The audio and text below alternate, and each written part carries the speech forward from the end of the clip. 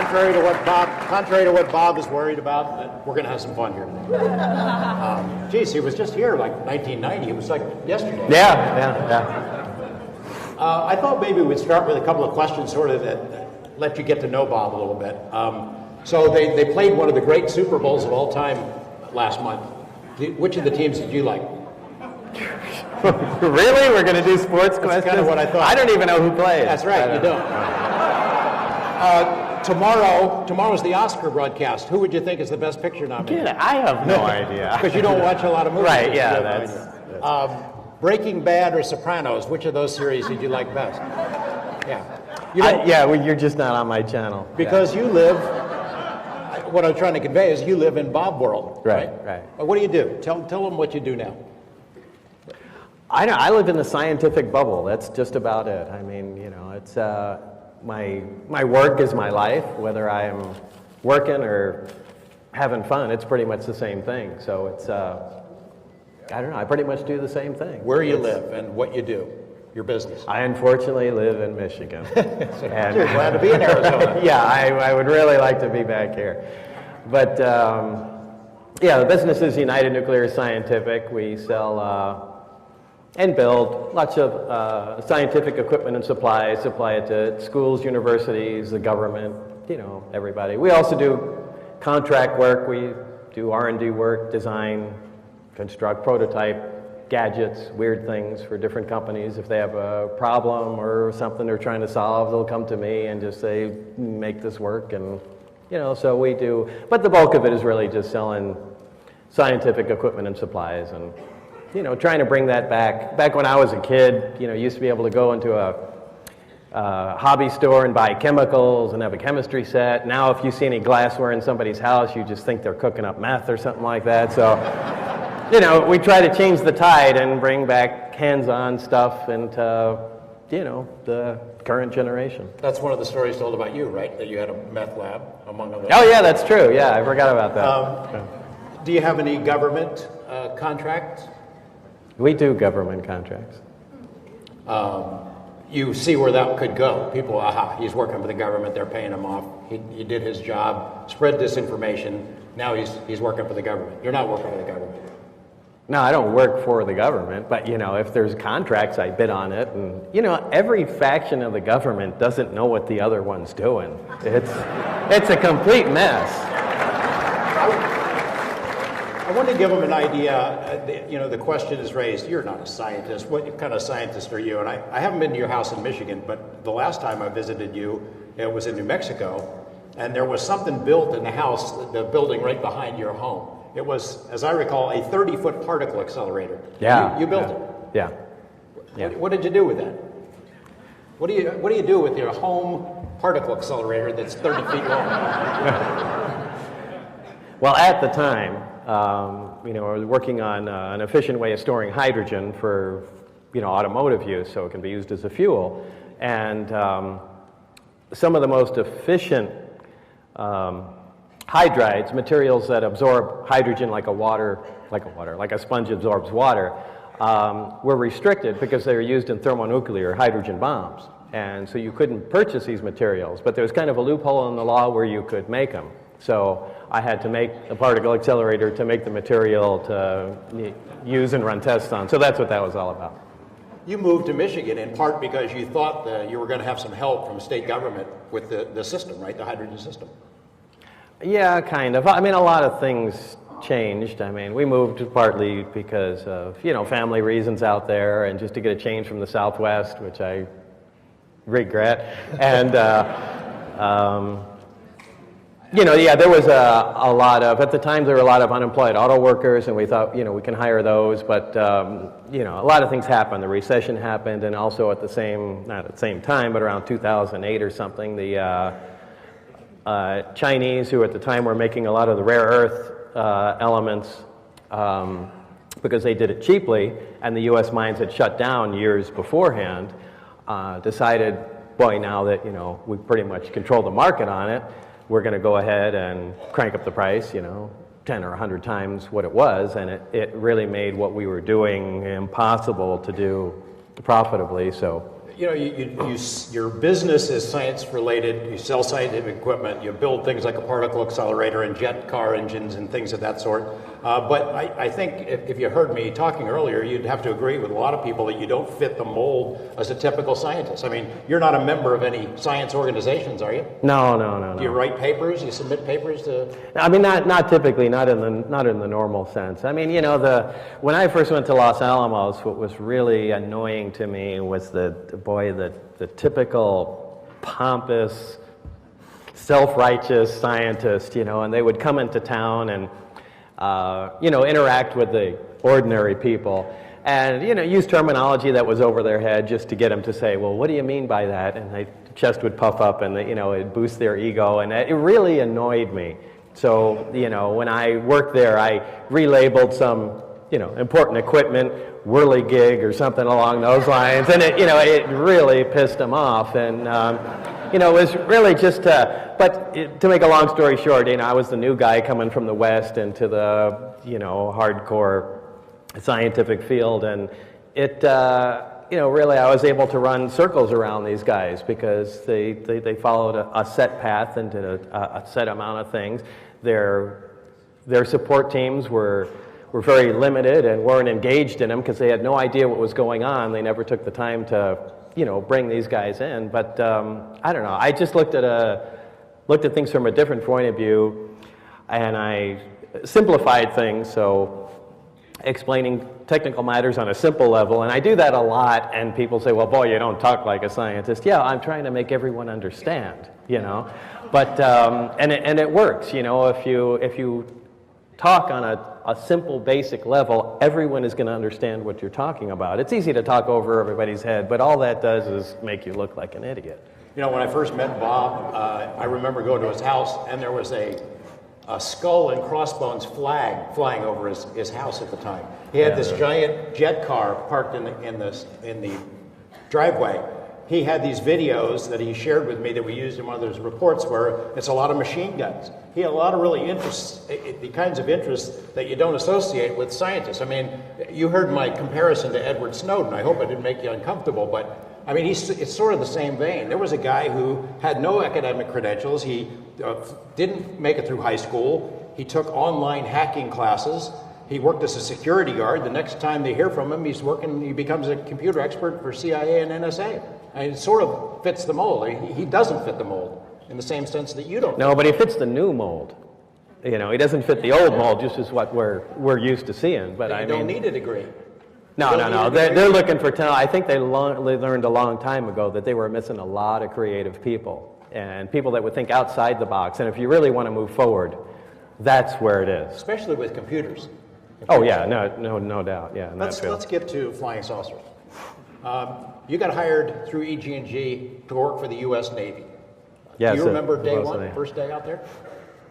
No, first day out where? First day out at the facility. How you? Well, the first day was going to, Area 51 proper and signing all the agreements and doing all that stuff. Signed agreements. What kind of agreements did you sign? It was really paperwork and going over, exactly what I was going to be doing, and it was a lot of security stuff. I mean, they were questioning, my family, where we had moved. It was, boring, nothing.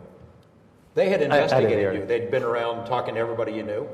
Yeah, clearly. And because I already had previous security clearance, it made it a little earlier, as opposed to somebody starting from scratch, which typically takes like 13 months, from what I understand, to do a top secret or civilian Q clearance. Did you have the clearance that you needed to work there when you started working there? Or did that? No. I just had a convenient starting point where, they didn't have to go back to the day I was born and verify that. They go, okay, well, you had clearance here, and we can go from there. So you get on the plane in Las Vegas, Janet plane. Yeah, right. Fly up there. They put you on a bus with the blacked out windows. Oh yeah, when we were going S4, right? Yeah. Yes. So you land at Groom Lake. Land at 51, and then you sign some papers. Yeah, if you want to make it a short version. Yeah, right. You had told me the story that they started showing these briefing books that sort of laid out the general story. Was that at Groom, or was that? That was at S4. That was at S4. That material would never get north of but people S4. work at Groom Lake who say, I never heard any of this stuff. Of I course. never saw any flying saucers. There is no flying saucer stuff at 51. No, that's, look, 51 is, there's lots of people working there. It'd be hard. When I worked at S4, again, I have no idea how it is today, but, you know, back in my day at S4, there were 22 people that had clearance and knowledge of the ET material, ET crafts. That was it. We were given the list. We knew the names on the list. That was it. I still know the names on that list today.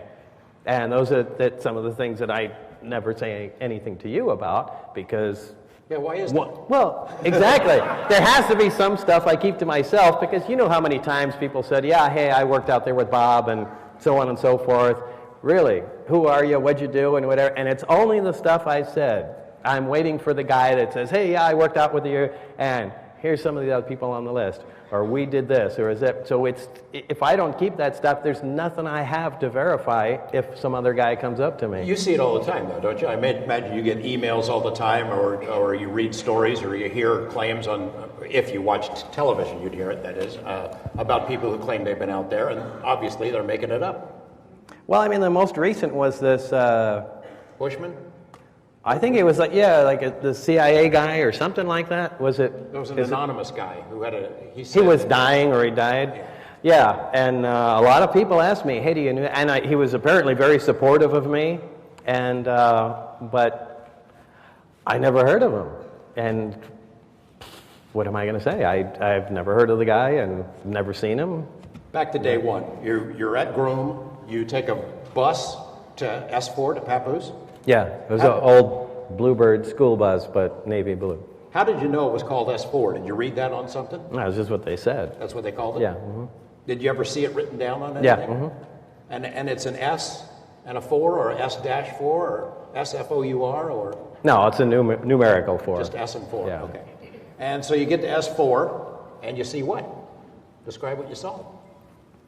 Well, the first time we went around... It's kind of hard to describe. There's you got a little mountain or rise, whatever, that ends. And the first time, I have to admit, I didn't notice it.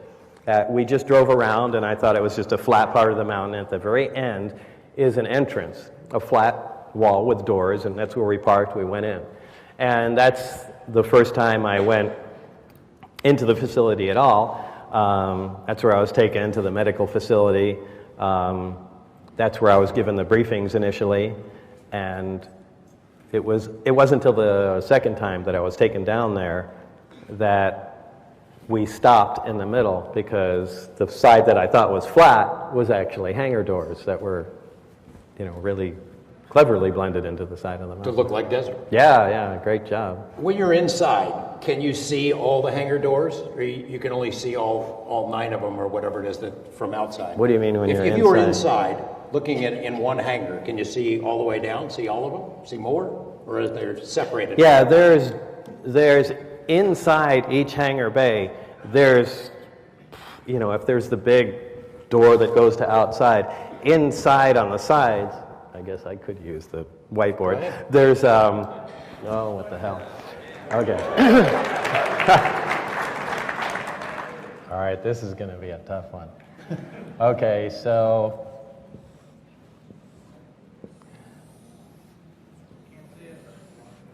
You can't see it, all right.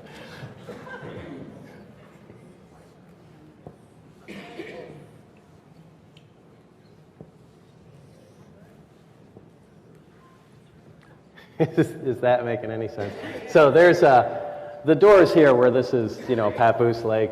The main doors here roll up. However, inside there are regular doors, and on one occasion, these doors were all open. And when I came in through here on the first, I think it was the first time they showed me, there's the craft in here. These doors were all open, and you could see that there were different craft in each. So those are the doors I'm talking about. Let's talk about the whirligigs, or whatever you want to call them. So talk about the first time you saw one of them. Was it the first time I saw one of them was the second time I came in. The last bay door was open. That was the sport model that was sitting in there. We pulled up, we stopped, instead of going around in the front normal entrance, we went in through, the big bay door. Who had seen these posters you described that were on the walls? Yeah, the They're Here posters. Describe what the posters. Yeah, they went through the trouble of actually making a picture of the sport model that was lifting, obviously off of Papoose Lake, because you can see the background there, and it just said "They're Here," and it was like a commercial poster. I mean, they looked like they were lithographed. I mean, they must have been printed on site. They wouldn't have done that out there. But obviously, somebody's idea of a joke. Yeah, it was good to see that level of lightheartedness out there. First day you get a look at the sport model, what are you thinking to yourself? Oh my God, what are you thinking? No, it was alien flying saucer did not enter my mind. It was exactly the opposite. That, this explains all the UFO sightings, that, we have some field propulsion technology. It has to be in this, shape or form, flying saucer type, and this is what people have been seeing for a long time, thinking that they're alien craft, and it made perfect sense to me. It's like, great, I'd really like to be part of this project, advanced propulsion. This is dynamite. So I was excited to be part of it. In fact, when we went by it, and I think I'd even mentioned to you, it had a little American flag stuck on it, and I dragged my hand across it, and it felt like cold, so I just assumed it was metal and got yelled at immediately. Don't keep your hands at your side, walk forward. All right. You're thinking to yourself, oh man, I am part of the coolest inside joke in history, because we've got flying saucers that we'd made, and we're playing a joke on everybody. Or like, no, I wasn't really playing a joke. It was that, this is cool technology, and by at any time we feel like we can probably just take over the world, America, and that was that attitude. So at what point do you realize we didn't make it? How did you learn that? Is that the briefing books? Well, yeah, the briefing books just did not make any sense. We started into, that actually, predated seeing that, and I really don't know. The briefing books covered a little bit about a lot of topics, and it dealt with, analysis of, it was all back engineering material, analysis of metal, power systems, and the way things were, even the way things were laid out within the craft. And again, it really had me confused.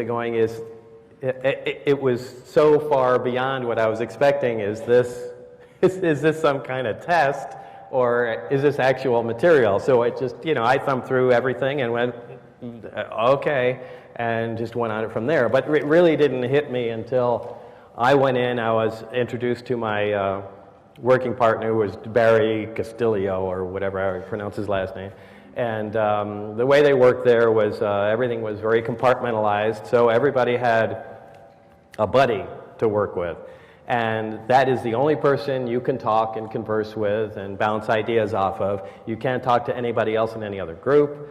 You can't, even if we go sit and there's a bunch of other people around, you can only talk to the guy, your buddy, they called him. So anyway, so he was my buddy, and the first day we went in there, he was excited to show me everything, and it seemed like he had been alone for too long, and he was really excited that I was there, and I was kind of picking up on his enthusiasm, going, well, he says, boy, you are gonna just die when you see this, and one of the first things he did was, fire up one of the reactor that had been taken out of the craft. Tell that story. Tell it. The reactor is it's a small device. It's probably, just roughly a foot square with half a hemisphere on it. Half a hemisphere? Anyway, there's really nothing there. The top comes off, and there's like a little tower on it. It does. Draw it. Well, oh, this is my eraser here.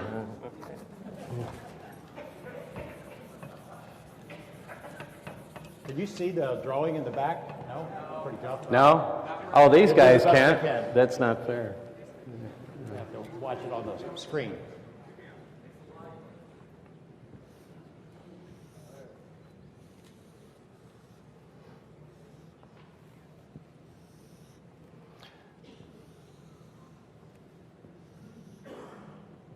Was anything about this in the briefing books about how this worked? You did read about this before you got. There's very little about this. Okay. Essentially, you know, for size comparison, half a basketball on a plate. That was probably Not a whole lot of moving parts. Nothing really. no, nothing. I mean, it's just incredibly simple. There was nothing there that could do anything for. And it was too small to hold any large power source or anything.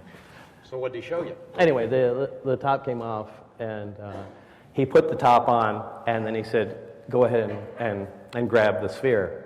And as my hands approached it, I couldn't touch it, which was fantastic. And if you ever played with magnets, I'm sure everybody has, you take two like poles of a magnet and you can kind of feel that balance. It was exactly like that, but it was my hands. They weren't magnetic. And he says, you're feeling a artificially produced gravitational field. And that really floored me. And, you know, I began to run through in my mind, how can this be a joke or faked, or there's no way. And that's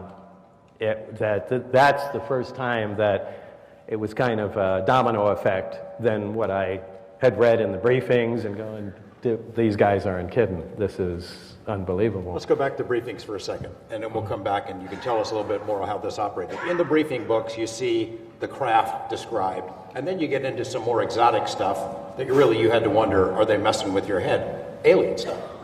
Yeah, there was. It was a one and only briefing, whatever you want to call it, or an overview of it. It was split. The entire program there was split into individual projects, and you know, each had an overview of each project, and each group got an overview of all the other projects in case there was some connection to what they were doing. But it was clear they didn't want everybody to know everything. And although the military loves doing that, it really screws up trying to move forward and Too compartmentalized. You can't. It's insane, but they really enjoy that. But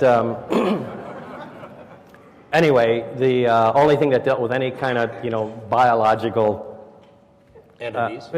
It's essentially what you'd call them. There was just a view of a creature, and the closest estimation I can give you is a gray, because it had a head with the large eyes, but what they were focusing on was a T-cut in the chest, and it was one large organ, and the comments were about how it functioned as a liver, a lungs, a heart, as if all organs had grown together or evolved together, where it was just I don't know, an all-purpose internal organ. Yeah, I guess I don't really have an analogy for it, but that was it. And the accompanying photographs were that organ removed. It was sectioned. It was showing the different chambers. There were indications of it. There were the weights of the different pieces that they removed. So I don't know where the thing came from. Where this was just a briefing of something else, but it was. There's nothing in the briefing book that says this comes from X planet, and you're wondering yourself, are they messing with us, right? Are they messing with me? Are they testing Right. me? I mean, it really didn't. It really didn't hit me at the time. It seems they wanted me up to speed really fast, to where they were skipping too many places to make me feel comfortable. At the time, I didn't realize that everybody got these, and the people that dealt with biological connotations of everything were getting metallurgy reports. And again, it was just in case there was some connection, you could kind of raise your hand and say, wait, this thing might relate to us in some way. Did Barry or anybody else tell you why they wanted to get you up to speed so fast? Were there some urgency there, or were they just tired of not making progress, or what was it? That was never really clear. I know there was some accident prior to me being hired, and you replaced somebody who? Yeah, I replaced somebody. Somebody was killed, and it was playing with the reactor. And they said, "Well, we're going to be working on the reactor." I went, "Well,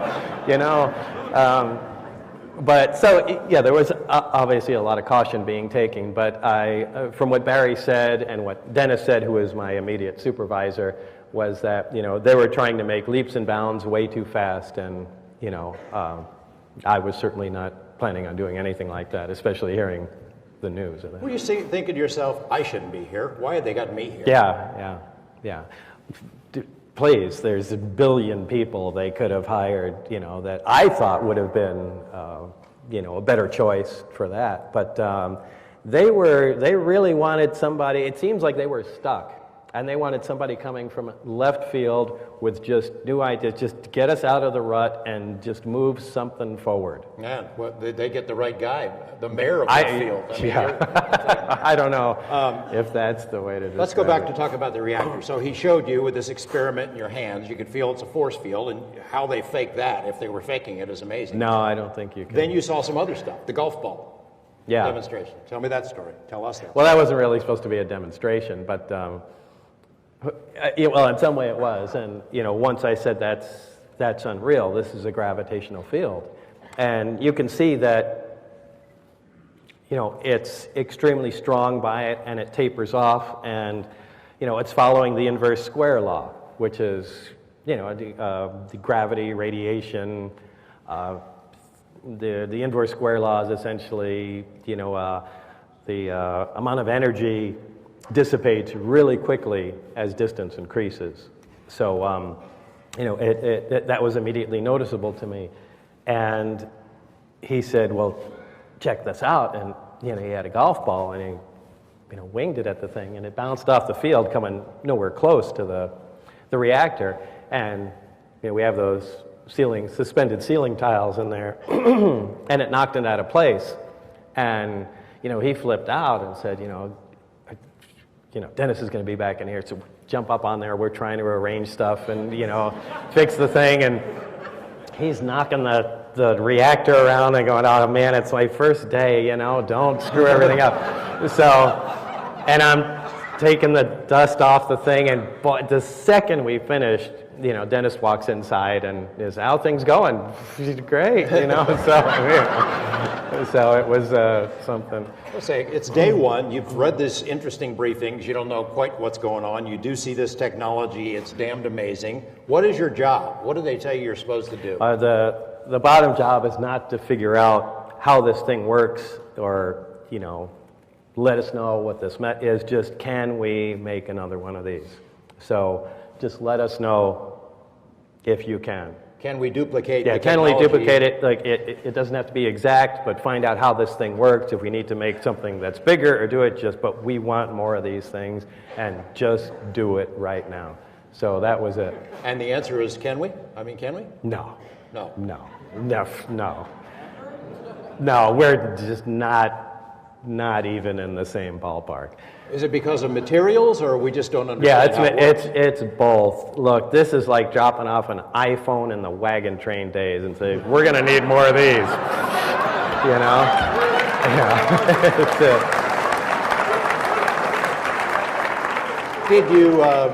Did you ask anybody, hey, where do we get these? Where did these come from? No, You're not I really supposed to ask that? there was so much other stuff that was flooding my brain that was just amazing, and I was so excited to be there. I didn't care where the thing came from. It was beginning to trickle into my mind. Boy, this is maybe what flying saucer crashed in South Africa or something, and we got it, and we're taking it apart. This is great. You eventually saw all of them, or you saw glimpses. Well, when I looked through the doors, I could see. As far as you could tell, they didn't look like they'd been in a crash. Right? Well, there's one. There's one. And I mentioned this to you a long time ago, and I never added this one thing, which I'll add now. There was one, like I said, that had been shot with a projectile, and I know for a fact it came out of the water. That's all I know. You know it for a fact because that's what you were told? Yeah, that it came So out it of had the a great water. big projectile, like a howitzer shell or something right there? I don't know, it was about, it's hard to judge from distances, Right. like from here to the exit sign, how big is that? But I'm guessing it was, maybe a 9-inch diameter hole. The sport model, no dents, no scrapes. No, it looked like it came right out of the showroom. And it looked like the Billy Meyer beam ship.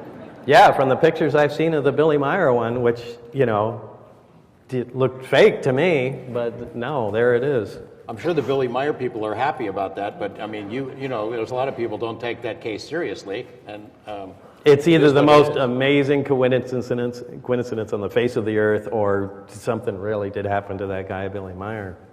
So the sport model, you called it. You had names for all of them. Yeah. What? Yeah. Give me some other names. Well, there's one that looked like the top hat, and one was obviously a Jello mold, and but they were just silly names because we were talking about him, and they're talking about Bird 6, and I'm like, what's that? Is that the Jello looking thing? So I gave them my names, and they stuck with them like they did at Los Alamos. So the sport model, you got to know that one pretty well, though. You got to see. Yeah, it's the only one I can Hands-on. say hands-on, I touched, I walked in, that I can say. For all the other ones could have been holographic projections to fool me, but this is the only one I know is real. Before we talk about the test, one other thing about the reactor, and I want you to use this example to sort of explain how it worked. You had told me a story about a candle and Yeah. flame that was basically frozen. Tell me that story and why it gives us an indication of how this thing operated, what power it had. Well, when we had, after the golf ball incident, there was the benches we had set up. The reactor was not the only thing in the craft. The reactor sits in the center. On the level underneath, there are, I should say the reactor, surrounded by the reactor, there are 3 gravity amplifiers, as they were called. Directly under those, there are emitters, which are, probably like 55-gallon drums. There are 3 of them. They hang directly under the emitters, and apparently the way the device works, is the reactor supplies the base gravitational wave and power to the amplifiers, which channel it down to the emitters, which propel the craft. So, in addition to the reactor that was out of the craft, one of the emitters was also on the bench. Now, I don't know which craft this came out of. It was not out of the sport model, but they had the reactor operating and the emitter, and Barry had taken a candle and put it about, I'd say about 2 feet from the end of the emitter and lit the candle. And he fired up the reactor, and he said, go check out the candle. And the flame was there, but it wasn't moving. It was like a picture of it. It was just frozen. And now that makes you think of a lot of things. Well, boy, we know gravity and time are interrelated, and one is essentially the other. And fine, if it stopped or slowed time down there, how are photons still being emitted so we can see the light? It should just go black. There a lot of things made absolutely no sense whatsoever with the science we're familiar with, but these were just things he was showing me as a demonstration that properties and what it's doing that are just so far beyond what we even know what's going on, and this had nothing to do with the work. I mean, we're just supposed to make another one of these things somehow, so So help us understand what this technology means, how advanced it is. It becomes obvious at some point it's from somewhere else. We didn't make it because we're taking it apart to figure out how it works. Look, a machine that makes gravity is the most important thing that mankind could probably create. Look, we have electromagnets that make magnetic fields. We can make electric fields, with Van de Graaff generators and, God knows what else. But, to make a gravitational field is like the last piece of a missing pie. Because when you can, right now the only thing that makes gravity, as far as we know, is mass. You just need a bunch of stuff, and it's a property of mass that it just magically pulls in things. We observe gravity, we see what it does, but we really don't know what it is. We can throw some equations together and say, well, it works like this, but we really don't know what's behind it. But if you can make a machine that on demand makes gravity, all the stuff we write science fiction about stops becoming science fiction that afternoon. Then force fields become a reality. You can shift time. I mean, everything becomes possible. It's the most important thing, and here is an operating machine sitting in front of us that makes gravity, and do we really want to be able to make one of those things? I mean, you could make impenetrable fields. You can have propulsion that is mind-boggling as the crafts operate. It would be the ultimate weapon. Well, not just the ultimate weapon, but it would really be the ultimate thing. It would catapult mankind forward. And what really sucks is the military is in control of this. I should,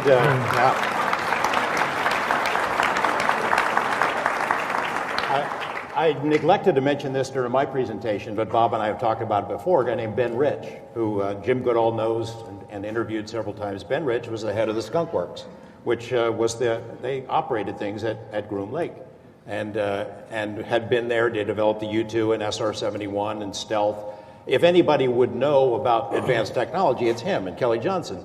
So a lot of people have speculated whether Ben Rich and those guys had incorporated alien technology into some of the advanced airframes that we've got. And I even had a chance to ask him on the day that the Stealth was unveiled out there at Nellis whether any alien stuff was in there. He said no. But other people have talked to him. Jan Harzan, who's here from MUFON, heard a speech that Ben Rich gave at UCLA in which he basically said, we now have the technology to take ET home. We had the calculations slightly wrong, but we can do anything you can imagine. We can travel to the stars. But, he said, the technology is locked up in black budgets and black programs and will never see the light of day. What do you think about that? Well, it's sort of like the same thing you're saying. Yeah, that sounds exactly like what I'm saying. You know, I hope that's not the case, but I mean, how do you pry it out of there? It really, there should be a lot more people working on this. A lot more people. Well, that's sort of why you became disenchanted with it, but we'll come back to that. Let's talk about the sport model a little bit. You got to see it fly. You got to see it test. Yeah, once. Once close up. Barry and I were in the lab. We were working. Dennis came in and he said, there's a test flight going on. Bob, why don't you come out here? Barry, you can tag along too. And that's when we came in, you know, side door into the hangar. The craft was already out onto the dry lake bed in front of, or the lake bed proper, but it was out in front of the door. And probably about 2 minutes after I got there, the craft just began to silently lift off the ground. And there was a guy between where I was standing and the door that had a small desk, and there was some sort of transmitter on it, and he was just on a microphone talking apparently to somebody in the craft. And at the time, that again immediately set up a red flag in my mind going, that's not supposed to work either. There is a craft being powered and surrounded by an intense gravitational field. How are the radio waves getting into this thing?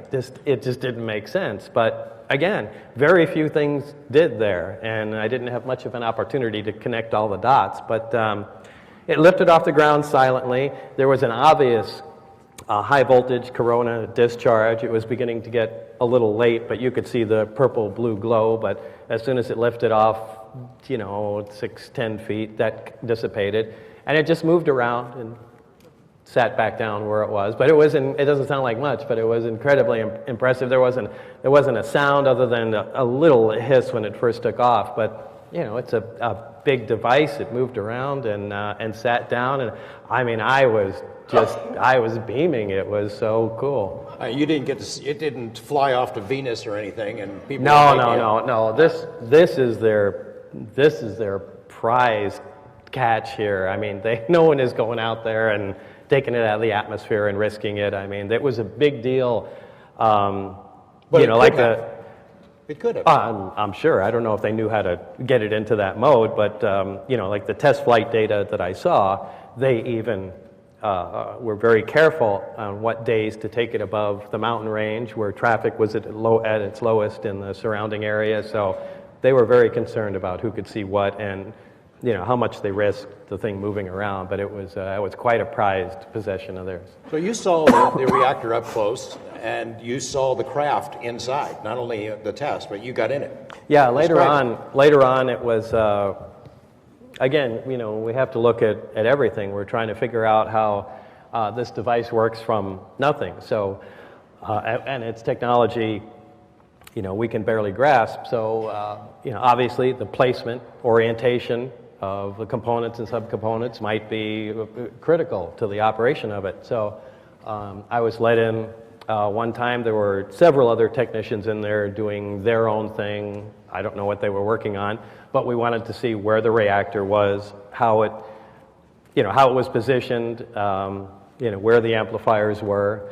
And this is when, I described to you there was access to a lower level to where the emitters were, which was a small hexagon-shaped area that had what I thought was a really creative, collapsible doorway.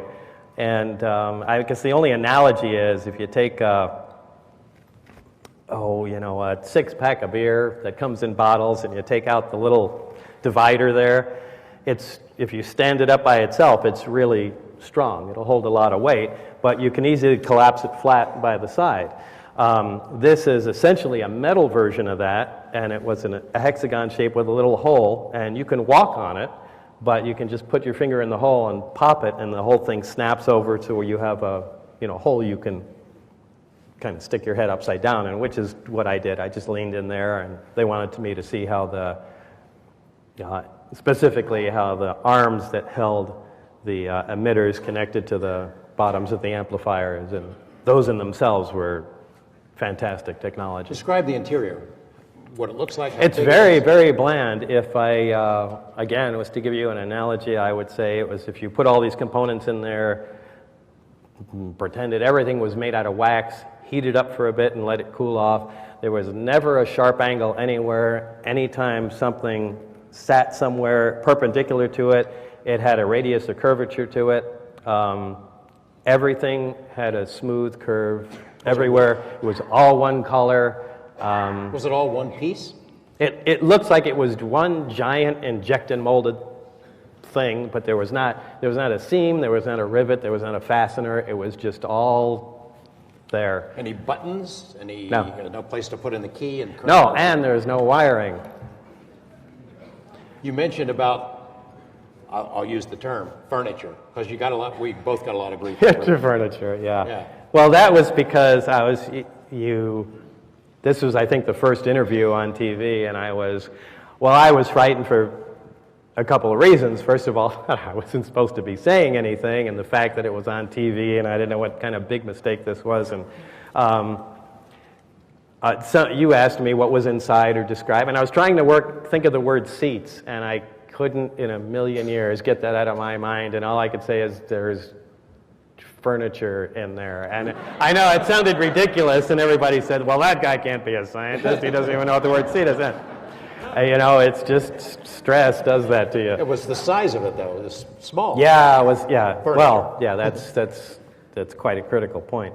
Everything was very small. It looked like, maybe that's where it popped into my mind, because I was thinking of, the children's, furniture set or tea set you get for little kids that have, the little molded chairs and little tiny, but that's exactly what it looked like. It looked like a little furniture set for kids. So, and obviously it was uncomfortable to walk around in. When you first come in the side, you have to hunch over. The only place you can stand up comfortably is, right by the reactor in the side. So whatever built or used the thing was obviously smaller than my stature. I'll come back to the term "the kids" a little bit later. So somebody did the test. Somebody was in it. They must have figured out a little bit of how it operates. Yeah, obviously. And in the sport model, the one that I went in, they removed one of the amplifiers, which was really shocking to me. Now, the reactor and emitter, all those were in that one. So that must have come from another craft, which made me at least partially to believe that these all may have the same power systems in them, which, really makes you think that's... So the one you had in the lab that you were working with... Yeah, the components had to come from somewhere else. Same one that was in the sport model. Yeah, but wasn't the sport models. So, you can extrapolate and say They all like them. Yeah, it's kind of like a Chevy. They all have the same kind of engine and they're different, but I don't know. It's all conjecture. Let's talk about the fuel. So big, it's an interesting part of the story and a bone of contention for a lot of folks. Element 115. How did you know it was 115? Describe its properties. Describe its properties. Why, what does it do? Why is it so miraculous? Well, let me put it this way. We weren't given the task to say, analyze the fuel, find out what it is, and, they just, again, the thing was, and there was a lot of push to it, was to, what is that, and do we have any?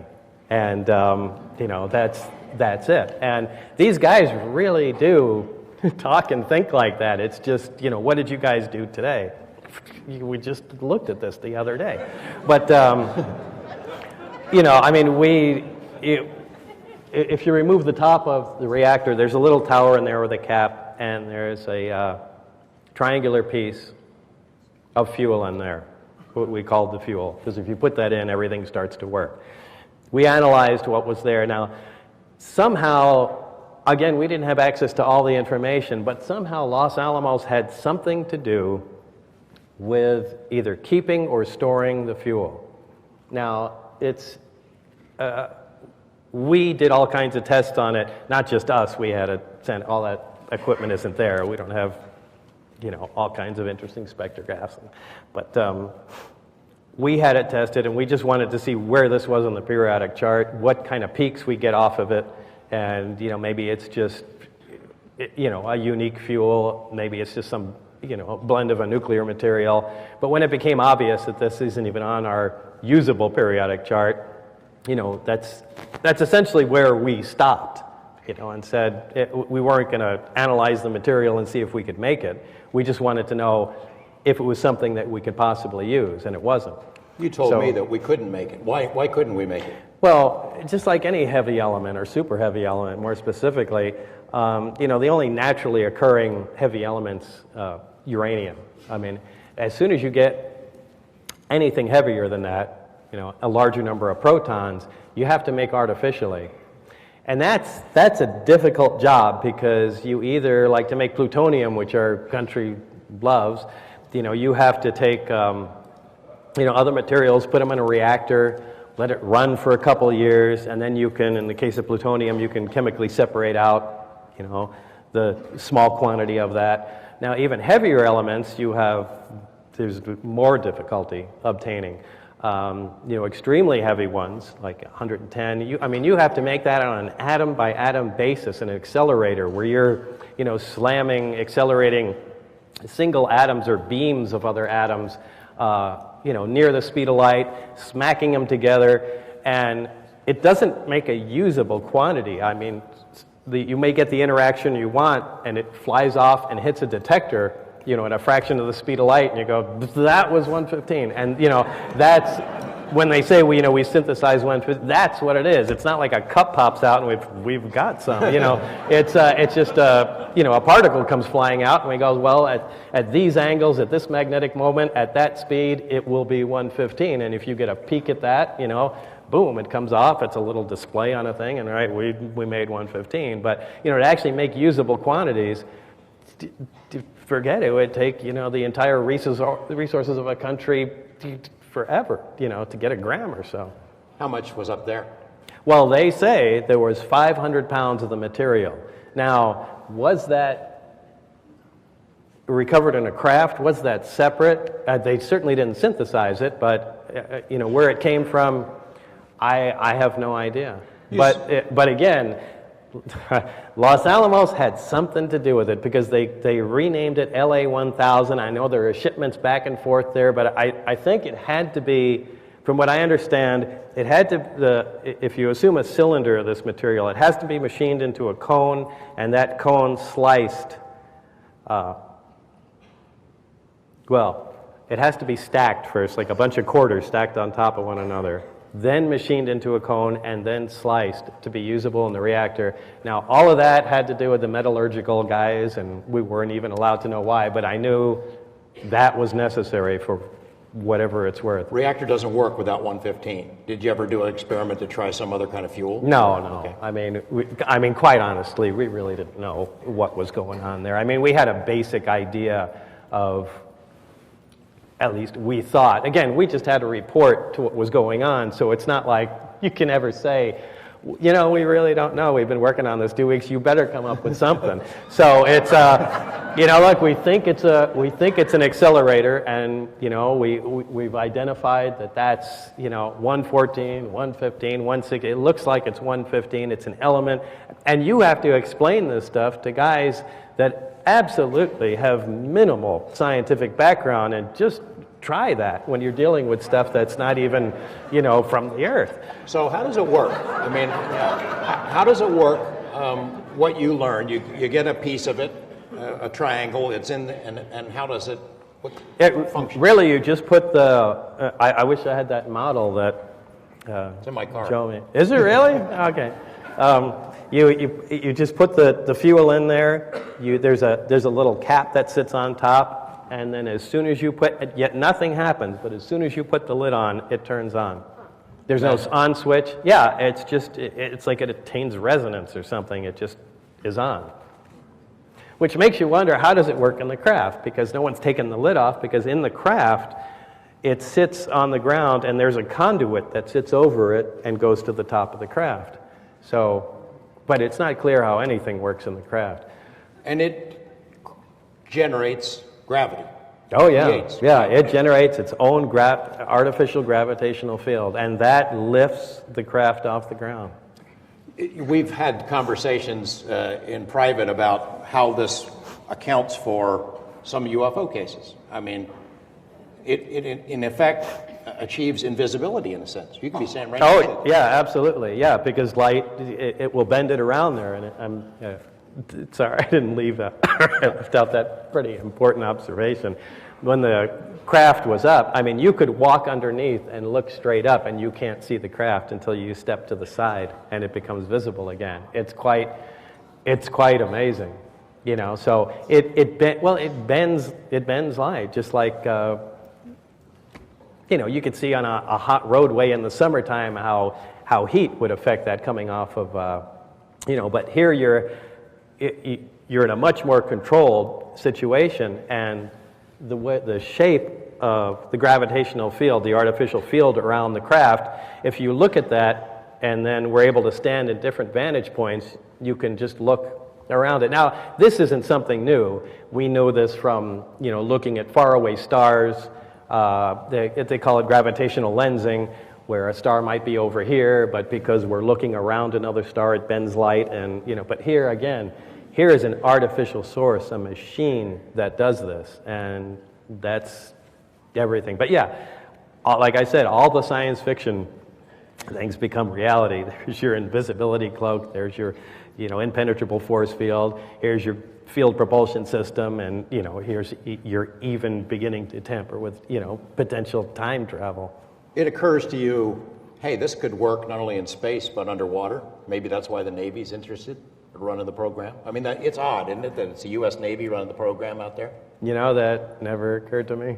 No, I swear to this, I never even thought about that thing operating underwater. It would work just fine, though, wouldn't it? I guess. I don't know. I don't understand why it wouldn't, but it'd be interesting to see what the water does. You had said, I remember, I could barely get my pointy little head around it when we were first talking about this, but that if somebody had one of these and were out in space and wanted to come to Earth, in essence, they're not propelling themselves toward Earth. It works differently, right? Yeah. In fact, the two modes that the craft operated on are, they labeled Delta and Omicron configuration. Delta meaning using all three amplifiers, and Omicron obviously meaning just one. And the way the craft would work is, let me get rid of my reactor here. Now I'm going to draw a really bad flying saucer.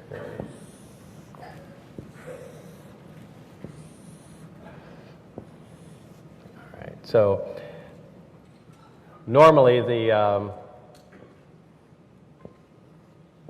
you would have the three amplifiers hanging, or the three emitters hanging down in Omicron mode. A single one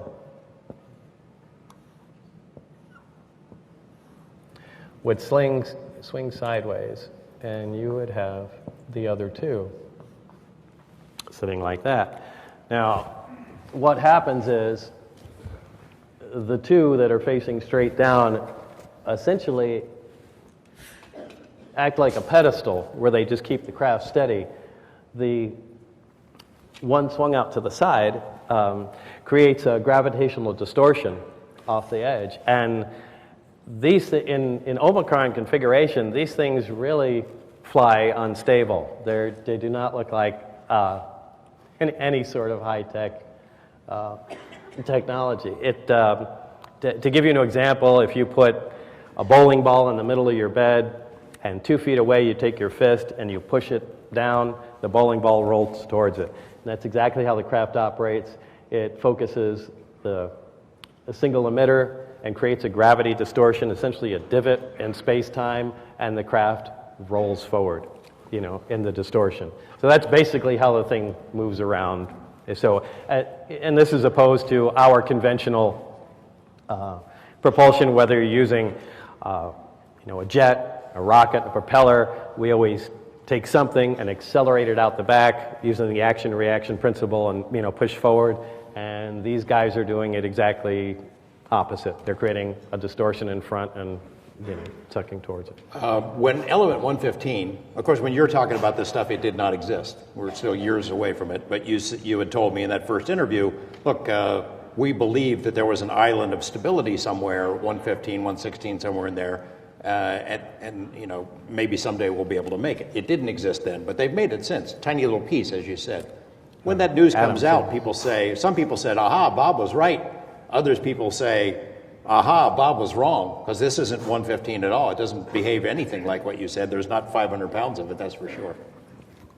So, there's not 500 pounds of it. I mean, like they had up there. We couldn't make 500 pounds of it. No, obviously not. And, well, look, you're talking about physical quantities and also, atom quantities from fabricating it. But,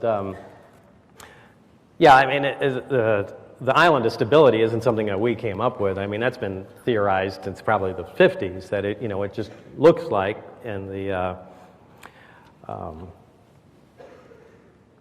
physical makeup or just the geometric stacking, I guess, of protons and neutrons. It's certain combinations, they're stable, and other combinations, they're not. Well, it looked like further up in the periodic chart, boy, if we have ever had anything with 115 protons or something in that range, it looks like that might become stable. And, that was actually in our minds when we were trying to identify it. I said, boy, this thing is off the charts. Are we looking at the island of stability? And I'm beginning to get lost here. Well, I was asking where are we going with this? The 114 that was synthesized. Oh, yeah, so the 115. Again, I think what did they whack together? Calcium and I don't know, bismuth or something like that. But they did a unique collision and accelerators, and they made a few atoms of it, and they went, this is 115, and it decayed. Now, obviously, this is a stable material, but a different isotope. Yeah, it's like I said. There's we have hydrogen that's 1 on the periodic chart, just like 115 is 115. It has 1 proton. 115 has 115 protons. Well, there's hydrogen, which is protium, which we're all familiar with, hydrogen gas. It's flammable, it's stable, it doesn't, decay. But there's, 2 other isotopes of hydrogen. There's still hydrogen, there's still element 1, and, one we call deuterium has 2 protons. It's also stable, but it's different, it's heavier. And there's another one called tritium, which is radioactive, and it decays about half-life about 12 and a half years. Again, they're different isotopes. They have different numbers of neutrons. They have the same amount of protons, so it's the same thing.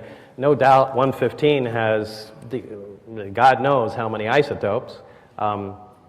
We know at least 1 is stable. There's probably, several that are unstable. And, again, if they keep playing around with it, and I don't see why they wouldn't, I'm sure they're going to find a stable isotope. And the whole idea of anti-gravity propulsion we've heard it from scientists. That guy, Lazar doesn't know what he's talking about. That's impossible. It violates this, it violates that. And you've heard that. You've dealt with it. I mean... Yeah, I was one of the guys that say it violates this and you violates would have said that before, yeah. Yeah. And you would have said things about UFO people. This can't be. I mean, you were pretty dismissive about... Right, which is the way I shouldn't be, and I give a lot of people, crap about that too, because, look, if you're going to work in a scientific field, you're going to be a scientist, and, in any capacity, the most important thing is to keep an open mind, because, look, back in time, they said, 30 miles an hour is the fastest a human body can possibly take, and that was written as a scientific fact. I mean, that's what scientists believed then, and they all agreed on it. And, how many other things are we, they said, this is the way it is. You cannot do that. You have to keep an open mind. Look, flying saucers, I used to laugh at John Lear and have a good time of it. I still do, but that's a different story. But, I have to give him credit. He was talking about, they have flying saucers up at Area 51. Really, John? I just be an adult now. But, there's a lot. And as far as the technology, yeah, it violates a lot of what we know, which concerns me, because some of the things we know are laws. And the reason we call them laws and not theories is because they've been verified time and time again, with experimental proof, and, that's supposed to be cast in stone. So you don't want to see anything that violates the law. Do you see any aliens up there? I know several of the people who submitted questions wanted to ask about aliens. I mean, you did see this came from, now the diagram, you want to call that seeing an alien. The only other time, and I know it's because this one incident I told, that one time I was being led in and dragged my hand across the craft. We went in that door, there's a corridor to the right, and you immediately turn to go to the labs. Well, as you turn to the right, there's a door, and it has a small, window on it that has the little wires running through it. I peeked in there as we turned the corner, and that's when I saw, I've told you this before, there were two guys there and a little tiny thing that they were looking down at. And I just walked by, told to keep my eyes forward, and, I think I told Gene that and a couple other people, and I said, well, you probably saw, well, not that Gene said that, but, well, you probably saw an alien or whatever. I don't think that was the case. I think even to this day, I think they had a little doll or something because they were trying to find out, whatever size creature would fit in the craft, and, they were. You recognize the term the kids? Did you ever hear the term the kids? Yeah. And that's referring to? The creatures that ran the craft. So they called them the kids wherever these craft came from. But you never got an answer how we got them? Or no, that was just incidental talking that, had nothing to do with me. You've heard all the stuff over the years. Of those who don't believe your story, they believe you're either making it up or it's disinformation, that you're working for them out there that's spreading the story. So you're making it up? No, sorry. Could you make it up? No, really? No, I'm sorry. That's way too much for me to handle. No, really, I don't. And I know, look, a lot of people are into, UFO stuff, and I just kind of exploded onto the scene and said, hey, I don't follow UFOs, I don't follow reports, I don't know who's researching what, I don't know the names of people involved, and but on the other hand, I know people make their living doing this sort of thing. And, if I just pop in one day and say, hey, this happened to me, I did this and this and this, but, I'm out, I'm not part of this, I can understand how that can interfere with their, income stream or their belief system or whatever, and they need to attack me, but look, what I said happened, absolutely happened, period. That's it. Thank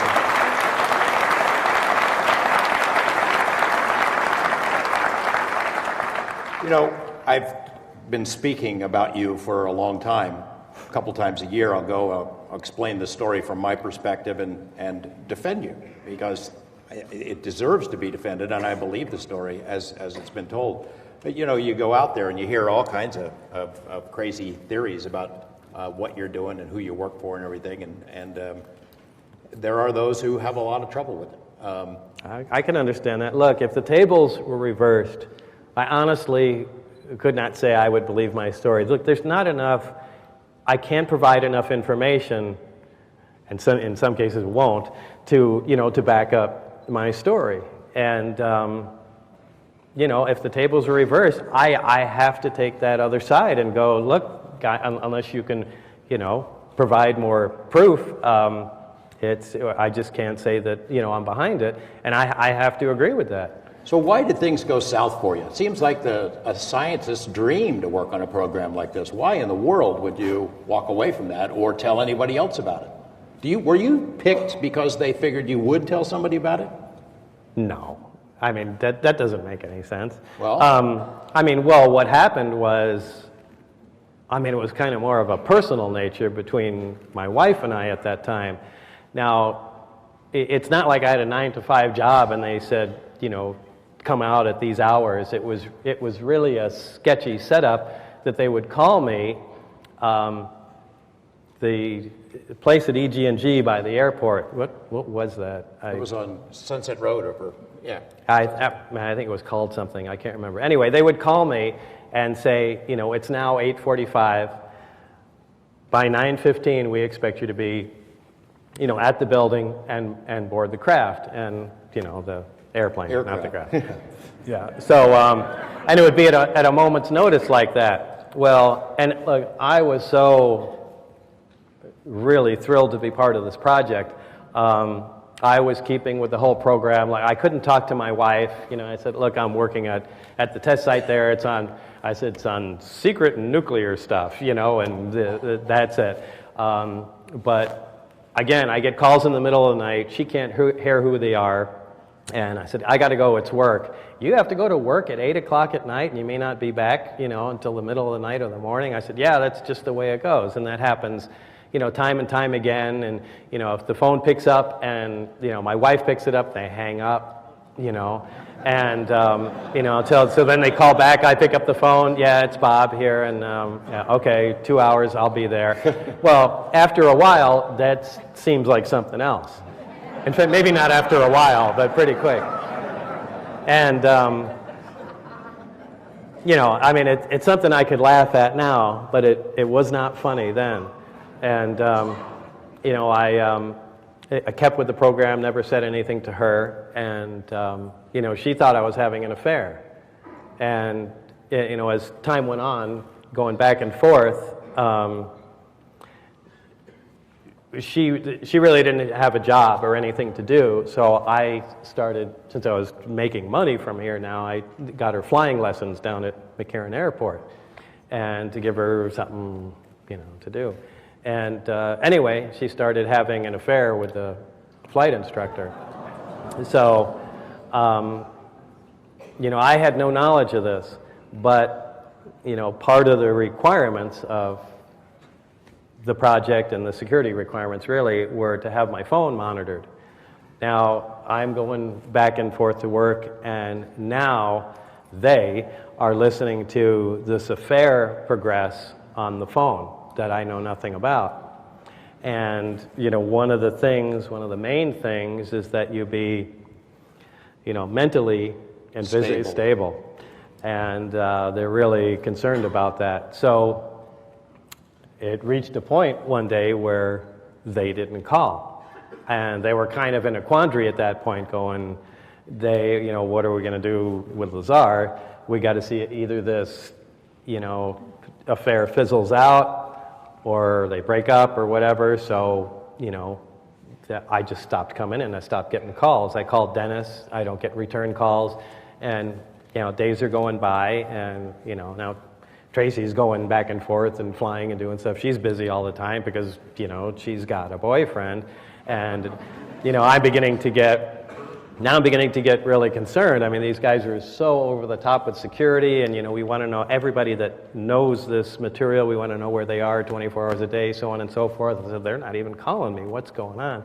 And so I started getting concerned, and it reached a point where, I don't know where the breaking point was, but I'm pretty sure it was Gene Huff, the first, guy that, I talked to, and and said, kind of spilled my guts. Hey, look, this is what I've been doing out there, and told Tracy too, and. Hey, let's go see him. Yeah, well, I also had. I know we're skipping over lots of stuff, but I had. There were charts of the test flight days and which days that they were going to go over the mountain and do what they call high performance test. So those days, statistically, on that highway they went by, the lowest number of travelers was on a Wednesday night. So Wednesday night, I think 8 o'clock was like the test night. So I knew how long they were going to be in the air. I know all that stuff just from memory. So I told these guys, I said, this is going to be an unbelievable story, but this is what I've been doing. I can go out there and show you guys, but I'm starting to get concerned that they don't like me anymore for some reason, and I'm just going to disappear. So I just want somebody else to see what I had done in case I'm just gone one day, and at least you guys have a story.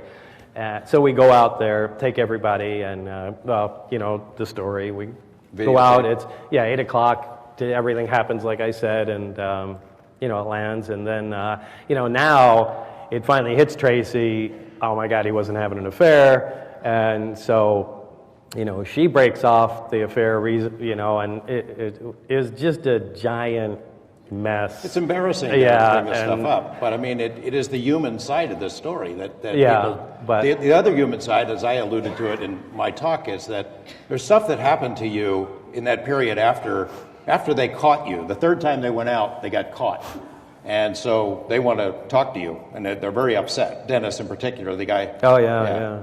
So they want to talk to you, and then a whole series of really bad things start happening. Share with us a little bit about what that period was like, because it's hard to convey it, and that it was really going on, but it was real. Yeah, it was well, I guess it started when we got caught. When we got caught that time. I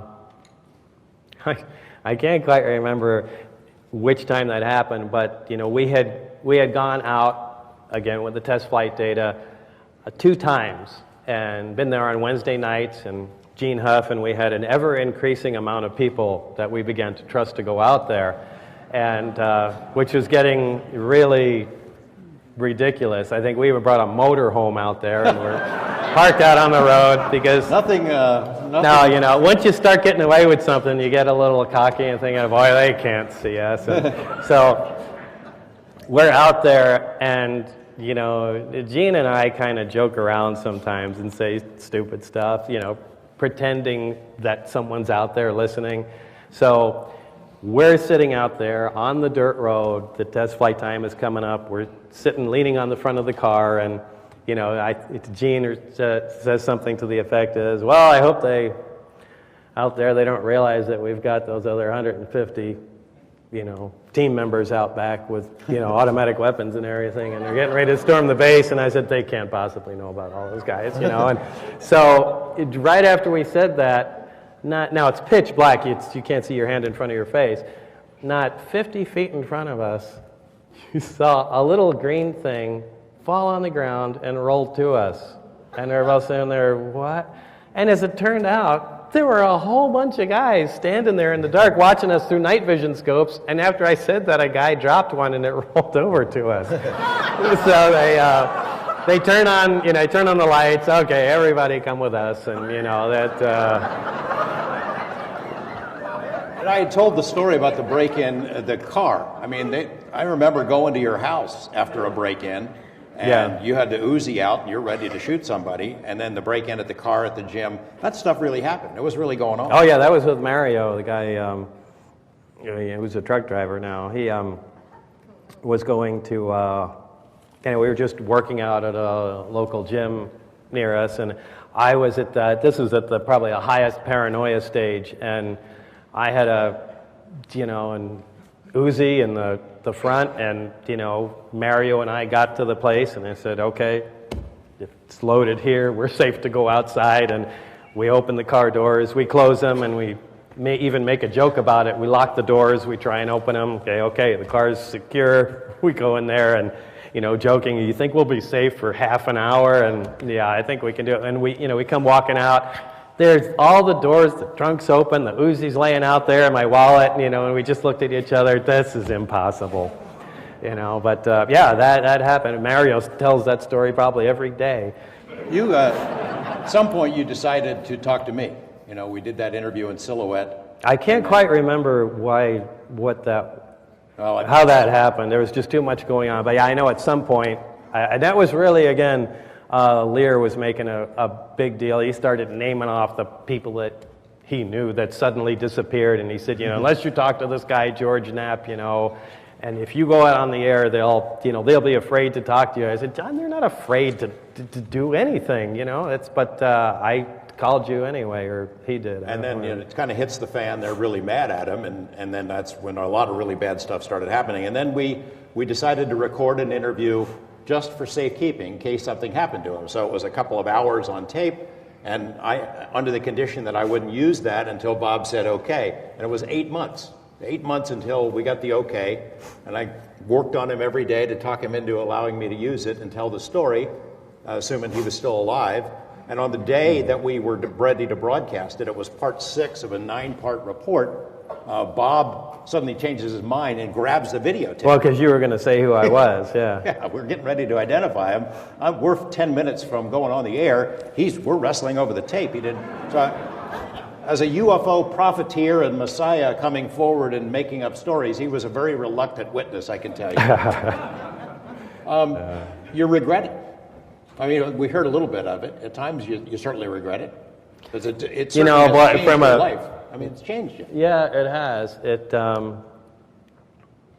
not good. This is not No, good. I mean, that's what's kind of entertaining to me. People, they come, oh, you made up some story. I bet you're making all kinds of money. I'm like, where? I want my cut. But no, to be honest, I did have the opportunity. I mean, New Line Studios in Columbia, when they heard all this, I mean, the president of Columbia Pictures came down and, you were there, right? Yeah. And he said, we're doing this, and and they started giving me screenplays, and no.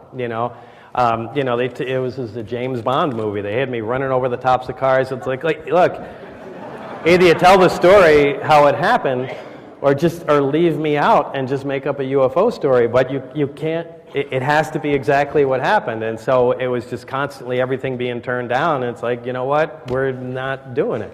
I had mentioned before about me going out and doing presentations about you, and one of the things I always said is that, look, Bob doesn't show up at UFO events. He's not cashing in on it. There's nothing wrong with those who do. If you can make some money at it, more power to you, because it fuels the research. But you've never done that before. That's not the case anymore. Why did you decide to come here?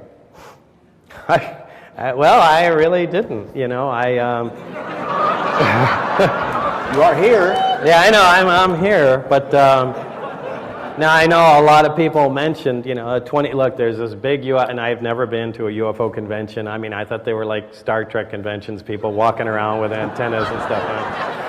But I didn't want to have any part of that, and the people that arranged this, and no, this is the class thing. Just come down. It's 25 years. Once in your life, just say something, and well, everything I've said has already been said either on the internet, and why would anyone even care to just hear it again?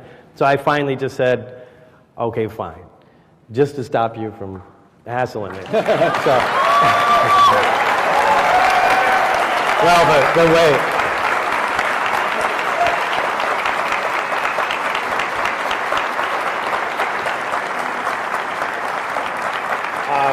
But it really didn't end there, and that was just a moment of weakness. And then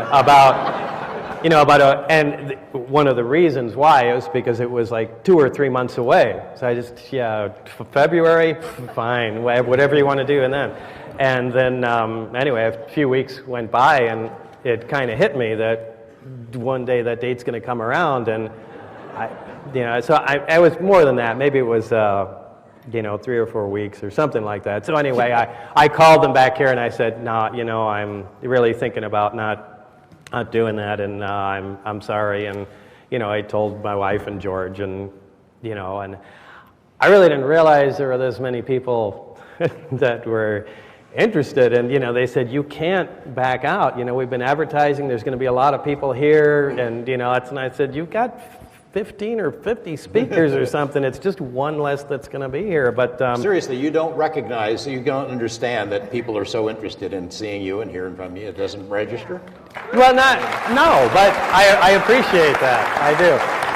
But I mean, and that, they made that clear. Aside from the fact that they'd sue me if I didn't. So, I said in a nice way. Yeah. In a nice way. So I will go. So I am here. Well, the fact that you said that you would do it because I keep pestering you, I take that as a no, and also I did, I did give him my word. I do it, and it's not like I'm, too bad. It's cool, and then I told you it'd be great. It'd be cool. Well, no problem. When you look at, you heard the presentation about how far this story has traveled, how many industries and businesses it has launched. The extraterrestrial highway, that's from you. The Las Vegas 51's baseball team. Yeah, people jumped capitalizing on it really, really quickly. It's amazing, isn't it? I mean, when you see Area 51 mentioned in movies, in some Tom Hanks movie, or Independence Day or something, it's overwhelming. Yeah, I guess it's it's hard for me to grasp. It's almost I don't know how to describe it. So the experience here so far has been pretty good for you. Might you do it again, or might you open up a little bit, or? There's nothing else. That's the whole story, But you just told me you got a list of names that you haven't given me yet. So. No, I mean, look, believe me, I could really make it easy to verify a bunch of things, and I do not want to do that at all. I really would prefer people don't buy the story, because it makes, my day-to-day life has nothing to do with UFOs, and being the UFO guy is a big problem. It's hard to get contracts and be, taken seriously, and I don't want, the last thing I want is, a movie coming out or something like that. It would be a catastrophe. Well, it'd be a great movie if they made it right. Well, I don't know. It was amazing. A couple years ago, there's the story about this Russian spy that was killed by use of polonium. And so they called me right away. National Network people want to do a story. Let's see, where can we get polonium? And they find online, here's a guy who sells it. It's Bob Lazar. Yeah, right. Yeah, they were at the house the first day. But do you get stopped? I mean, do you got people stop you on the road? I know you get emails and phone calls. Well, emails, people asking, questions that, that really aren't up on, the topic at all. It said, has anyone tried to, duplicate one of the crafts? Well, that was the whole aim of the project there. But they're just hearing that there's a guy that might have worked on flying saucers, and, this is his email address. But by the way, I'm not on Facebook. There are these guys that pretend to be me, and I keep getting these emails. Hey, thanks for friending me on Facebook. What are you talking about? I think this is our time. We're up. I've been asking questions submitted by folks, including in this, and I think that people are just excited to hear it directly from you tell the story.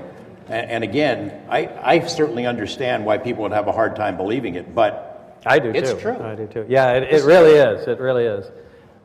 It really happened. Yeah, exactly that way.